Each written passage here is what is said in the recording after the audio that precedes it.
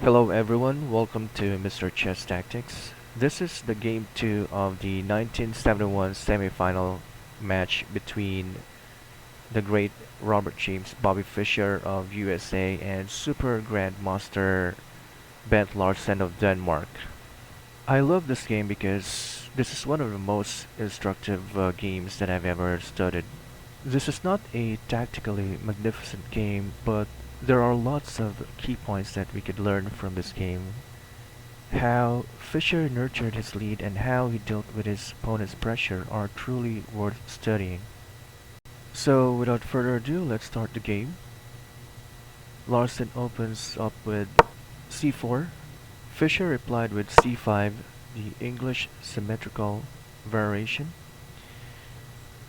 Larsen develops his king knight. Fischer replied with g6, planning to fianchetto his bishop. d4, challenging the c5 square. Fischer captures on d4. Knight takes d4, and now knight c6, challenging knight on d4. Now the game continued with e4. This is the Maroczy bind formation. White controls this d5 square with both his central pawns on c4 and e4. Although this is a solid opening choice, however, this has a drawback, and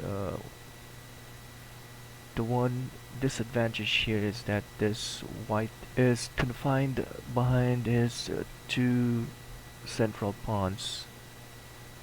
As you can see, it is blocked by its own central pawns here on c4 and e4, and it will be just tied up to the defense of this c4 pawn and the e4 pawn, as we can see it later.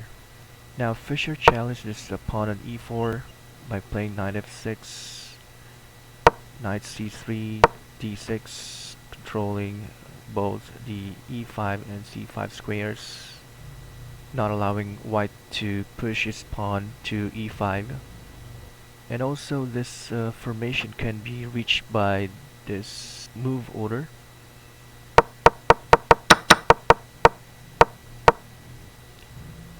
e4, c5, knight f3, knight c6, d4, captures d4, knight takes, d6, c4, knight f6, knight c3, and g6. Now the game continued with bishop e2, black captures on d4, queen takes d4, and bishop g7. Now, what's the difference between capturing first on d4 before developing this bishop on g7 and developing this bishop first on g7 before capturing on d4? Now, if black develops his bishop first before capturing on d4, white can simply develop his bishop on e3, and if black captures on d4, white can simply take it with his bishop on d4, and this dark squared bishop has a control over this diagonal. But if he captures first on d4 before developing his bishop, white is forced to waste at least a tempo by threading the queen on d4 with his bishop on d7.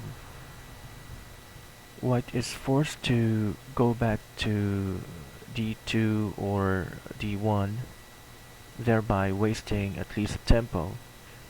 So the game continued with bishop g7, bishop g5, threading knight d5, attacking this knight on f6, forcing black to destroy his own central pawn structure. So Fischer saw that and he played h6. Now h6, according to computer, is not the best move, since this will allow white to gain back his lost tempo. The best move here is to play queen a5, pinning this knight to the king, and also attacking this bishop on g7. So the game continued with bishop e3, castle kingside. Now white can gain back his lost tempo by playing queen d2, forcing black to move his king to h7, defending this h6 pawn. So h7 was played. Now white castles kingside, bishop e6. Stockfish suggested knight to g4 instead of bishop e6. But Fischer doesn't like this idea for the fact that he will waste a tempo by moving his knight twice from g8 to f6 now to g4. So instead he develops his bishop eyeing the c4 square and then developing his rook to c8, adding pressure on c4. So Larsen continued with f4. Now his intention is to smash through white's kingside, opening up an attack towards the king. So notice that all of these white's pieces are directed towards one point, and that is the black king. So white is now mounting pressure on the black's king side, making ready to wrestle with the black's pieces. Now Fischer continues his development by playing rook c8, creating queenside counterplay. Now white defends his c4 pawn with b3. Black adds up pressure on the queen side by playing queen a5. So now all of black's three pieces are pointing towards one direction, and that is the knight on c3. Now Larsen plays a3. The best move was to play rook a to c1, defending this knight on c3 and also moving the queen rook to the safer square out of this dark squared bishop's influence. Now a3 intends to play b4, kicking off this queen from a5, but this ties up the rook on a1 to the defense on a3. Now Fischer played a6, preparing for a queenside pawn minority by playing b7 to b5, intensifying his attack on the c4 square. Now Larsen replied with f5. Fischer pulled back his bishop to d7. Now notice that if black captures on f5, this loses Fischer's queen because of the rook sacrifice, and now bishop d3, and Fischer cannot defend his queen. This will be game over for black, as he cannot in any way save his old queen. So let's go back to the game. Fischer played bishop d7. Now Larsen played b4, kicking off this queen from a5. Fischer played queen e5, lining up pressure on this diagonal, and also attacking this pawn on e4. Now Larsen played rook a to e1. The computer suggested rook a to d1, lining up pressure on d-file, but probably Larsen wants to put more emphasis on this e-file because he is expecting that after some exchanges he can put pressure on both the queen on e5 and the pawn on e7. Now bishop c6 was played. The best move was to play g5, preventing bishop f4. Now bishop f4 was played. Fischer counterattacks with knight takes e4. Larsen also captures on e4. Queen takes e4, threatening mate on g2. Larsen redevelops his wide-squared bishop to d3, also opening a defense to g2. Fischer played the in-between move queen d4 check. Now king h1. Now rook c to e8, fortifying the pawn on e7. bishop e3, and now Fischer offers a queen trade, queen c3, which is a good move.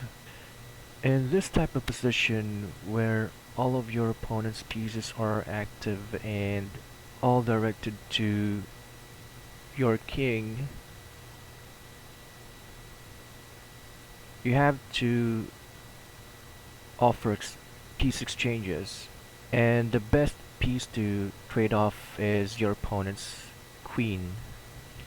Also, notice that black's pieces are passive, especially these two rooks. Although this move loses a pawn, but this minimizes white's attacking potentials.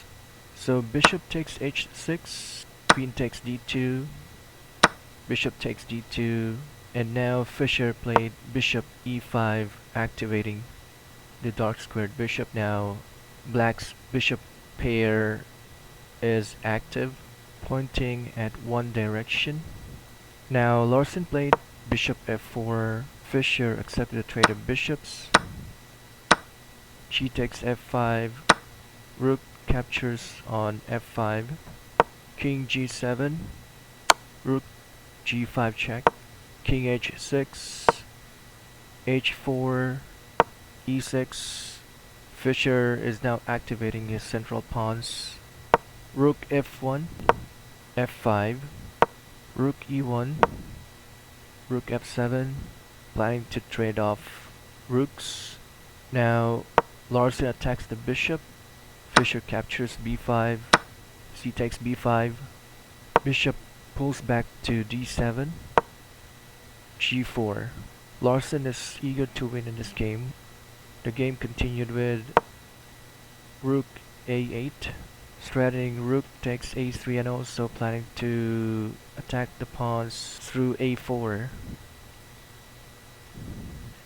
Now Larsen plays g takes f5, Fischer captures on f5, bishop c4, Larsen blunders. Now Fischer found the best move, rook a4, a counterattack. As the golden chess principle, the best defense is a counterattack. Larsen again blunders. Should have been rook takes f7. Now this move loses another pawn as Fischer took the pawn on b5. Now rook takes f7, rook takes h4 check, king g2, king takes g5, bishop d5, bishop a6. Now rook d1, rook a4, bishop f3, rook takes on a3, rook takes on d6. Now this is already a one game for black. This is just a matter of technique. So the game continued with rook a2, king g1, king f4, bishop g2, rook b2, rook b7, b6, rook d8, bishop e2. Now Fischer is slowly building up a mating net, at the same time escorting his passed pawns. So Larsen played bishop h3, bishop g4, offering a bishop trade, bishop f1, bishop f3, rook on b8, now bishop e4. The threat is to bring his king to e3 and then push his pawn towards this square. Now Larsen plays bishop a6, king e3, rook c8, rook check, king h2, and now the mating move, king f4, and Larsen resigns this game. So what are the things that we could learn from this game? First of all, Fischer's composure in handling pressures. Second is that when under attack, he trades off pieces, especially queens, in order to minimize his opponent's attacking pressure. And third is that If you force things through, it only worsens the situation. Just as Larsen did to this game, he has the opportunity to extract a draw, however, he forces things up, and because of that, it resulted to blunders. So I hope that you have learned something from this game, and as always, thank you so much for watching, and you have a nice chess day.